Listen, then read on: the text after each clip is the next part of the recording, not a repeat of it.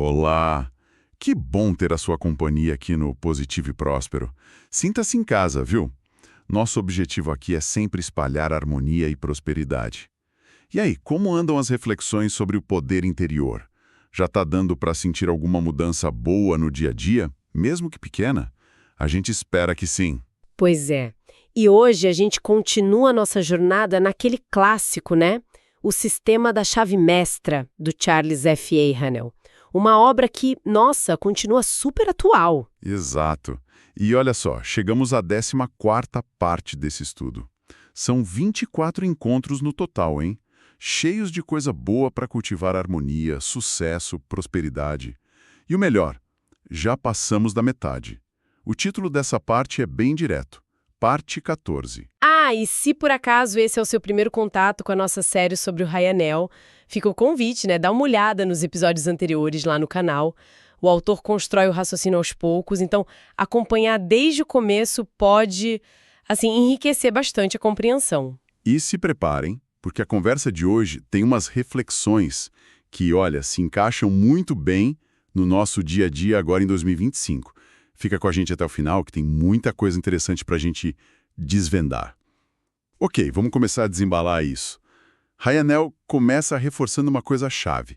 O pensamento é uma atividade espiritual e, por isso mesmo, tem poder criativo. E atenção, né?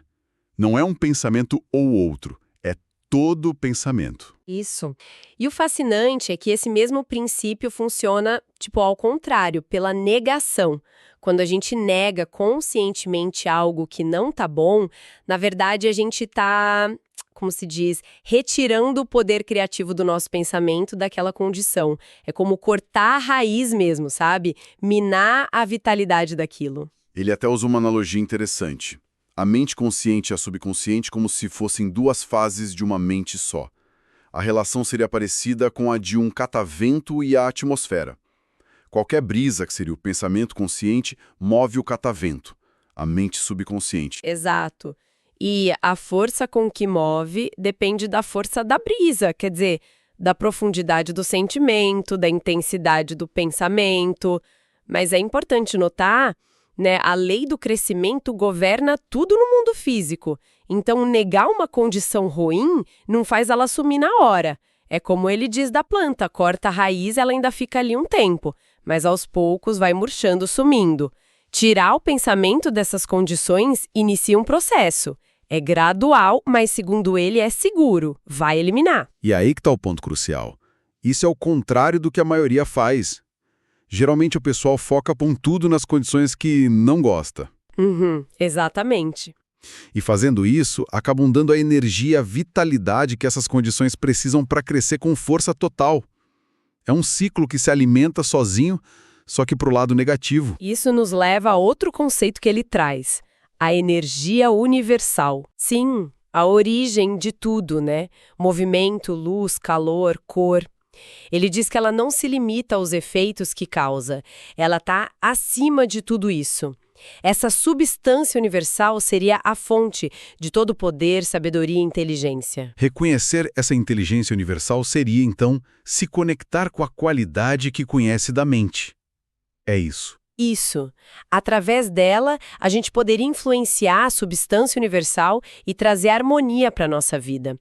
É um campo que a ciência da época do Haanel mal começava a arranhar, essa ideia de que a sabedoria está em todo lugar, assim como a força e a substância. Mas aí alguém pode perguntar, mas se isso é verdade, por que a gente não vê os resultados o tempo todo?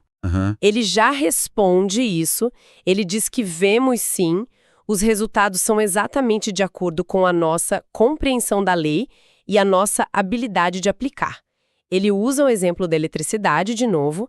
Ela sempre existiu, mas só trouxe resultado prático quando alguém entendeu a lei e mostrou como usar. Entendi. Isso muda totalmente a nossa relação com o ambiente, né? Abre um monte de possibilidade. Com certeza. A mente é criativa, mas esse poder não vem do indivíduo em si, vem do universal. O indivíduo é o canal, é o meio pelo qual o universal produz os fenômenos, as coisas que a gente vê. Ele até entra na ciência da época para ilustrar isso, né? Matéria, moléculas, átomos, elétrons. Exato. Ele via os elétrons, que eram uma descoberta recente na época, como a própria substância universal, presente em tudo. Mas ele argumentava, eles precisariam de um diretor para se organizar, e esse diretor seria a mente. Ele detalha como os elétrons girando formam átomos, que se unem de forma matemática para formar moléculas, e assim por diante, construindo o universo. Menciona até que o átomo de hidrogênio é 1.700 vezes mais pesado que um elétron e o de mercúrio 300.000 vezes. Para ele, os elétrons eram eletricidade negativa pura, com uma velocidade potencial igual à da luz, do calor, do pensamento, tornando tempo e espaço quase irrelevantes nesse nível. Ah, e ele até conta aquela história de como mediram a velocidade da luz, com as luas de Júpiter. Sim, o Homer, em 1676, observando os eclipses, né? A diferença no tempo dos eclipses, quando a Terra estava mais perto ou mais longe de Júpiter, revelou que a luz levava uns 17 minutos para cruzar a órbita da Terra. Daí calcularam as 186 mil milhas por segundo, que dá mais ou menos os 300 mil quilômetros. Um fato bem legal para ilustrar a natureza dessa energia fundamental que ele conecta ao pensamento. Trazendo isso para o nosso corpo, como ele aplica essa ideia? Bom, ele diz que no corpo humano os elétrons se manifestam como células, e cada célula teria sua própria mente, sua inteligência, suficiente para fazer o trabalho dela, construir tecido, formar secreção, transportar material, reparar dano, eliminar resíduo, defender de invasor. É incrível pensar nisso, né? Cada célula como um organismo vivo, inteligente, que sabe o que fazer, como se nutrir, escolher o que precisa, nascer, reproduzir, morrer.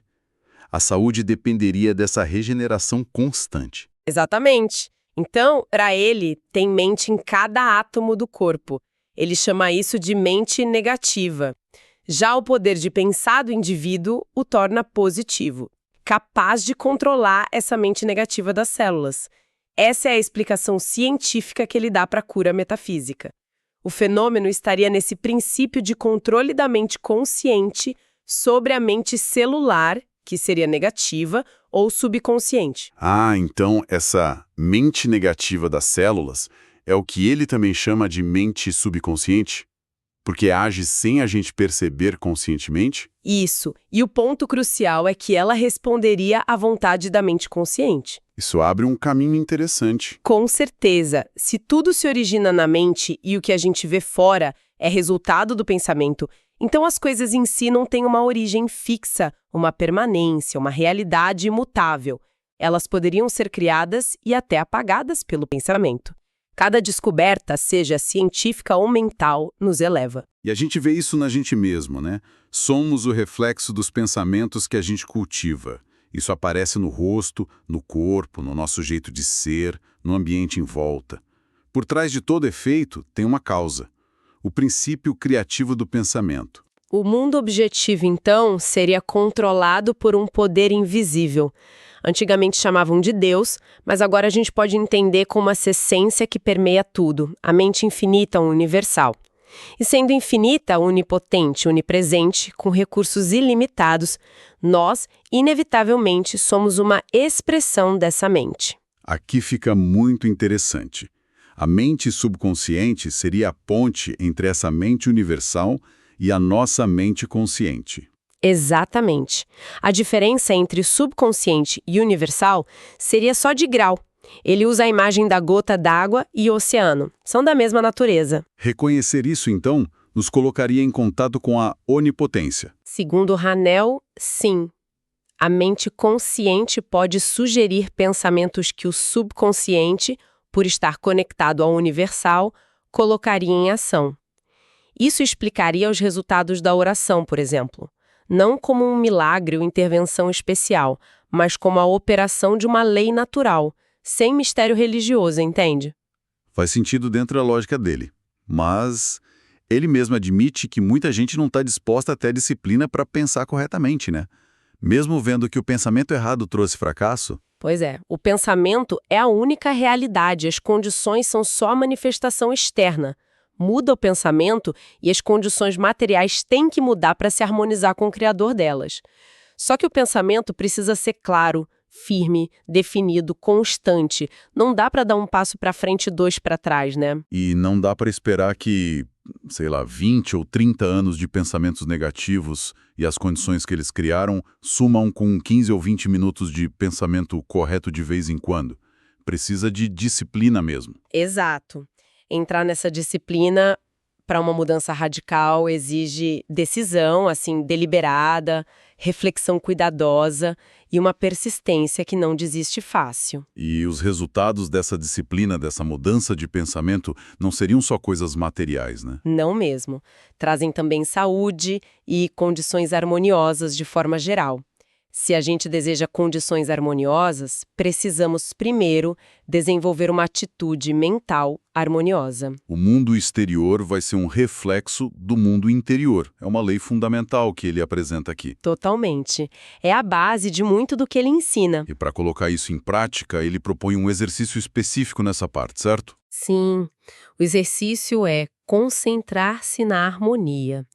E ele enfatiza, é para se concentrar com toda a profundidade e seriedade, a ponto de, naquele momento, não ter consciência de mais nada além da harmonia. Lembra do aprender fazendo? A aplicação prática é onde está o valor. E ele fecha com uma citação. Isso, atribuída a George Matthew Adams. Aprenda a manter a porta fechada. Mantenha fora de sua mente e de seu mundo todo elemento que busca entrada sem um fim útil definido em vista. Basicamente, proteja seu espaço mental, selecione o que entra. Uau! Que reflexões poderosas dessa 14ª parte. E nossa gratidão imensa a todo mundo que acompanhou a gente até aqui e que interage com o canal. Lembrem-se sempre, a gratidão é uma chave essencial para uma vida próspera. É muito gratificante ver o interesse crescendo por esses temas. Continuem com a gente aqui no Positivo e Próspero, explorando esses caminhos para fazer as mudanças acontecerem. Rumo à mudança que todo mundo busca, né? Fiquem atentos porque logo logo a gente publica nosso próximo encontro sobre o sistema da chave mestra. A constância é fundamental para a gente conseguir mudar o disjuntor para uma realidade mais positiva e próspera. E para a gente continuar essa conexão boa, Curta este material se ele te tocou de alguma forma. se inscreva no canal para não perder nadinha Ative as notificações para ser avisado assim que sair conteúdo novo. e compartilhe com quem você acha que pode se beneficiar dessas ideias. Ajuda a gente a espalhar essa corrente do bem. A gente recomenda também, se possível, explorar a obra original do Charles F. Haanel. É sempre bom ir direto na fonte. E não deixem de conferir os outros conteúdos do canal. Já temos, 80 vídeos sobre lei da atração e temas parecidos. Tem bastante coisa legal lá. Agradecemos demais a nossa comunidade, que não para de crescer. Já somos quase 160 pessoas positivas e prósperas nessa conexão mental rumo à abundância. É maravilhoso sentir essa energia. Para finalizar, então, vamos deixar uma reflexão baseada na conversa de hoje. Se o pensamento direcionado tem mesmo esse poder de iniciar mudanças graduais, como Haanel sugere, que pequena condição externa, hoje, poderia começar a se transformar se a gente direcionasse consistentemente pensamentos de harmonia e solução para ela, mesmo que por poucos minutos diários, começando agora? Fica a reflexão. Até a próxima, pessoal. Muita luz e muita prosperidade para todo mundo.